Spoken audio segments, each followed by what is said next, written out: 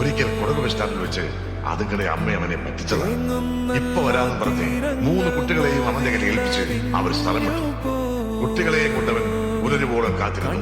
പക്ഷെ വന്നില്ല. പിറ്റേന്നാണ് അടുത്തത് അവനെ വെട്ടിയാക്കി ആ സ്ത്രീ സൂത്രത്തിൽ തടുതപ്പിയത്. ആ കൈക്കുഞ്ഞിന്റെ കുപ്പായത്തിന്റെ കീശയ്ക്കുള്ളിൽ ഒരു എഴുത്തുണ്ടായിരുന്നു. പ്രാരാബ്ധം കാരണം മക്കൾക്ക് കൂടി വിഷം കൊടുത്ത് മരിക്കാനായിരുന്നു ആ അമ്മ ഇറങ്ങി പുറപ്പെട്ടത്. പക്ഷെ സാധിച്ചില്ല. അമ്മയുടെ മരണവും ആ എഴുത്തിലെ രഹസ്യവും ഇന്നും അവൻ ആ കുട്ടികളെ അറിയിച്ചിട്ടില്ല.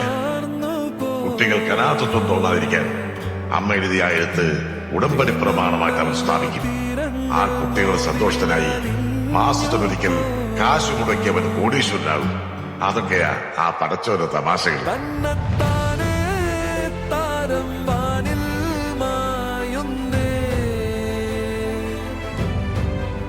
മണ്ണ്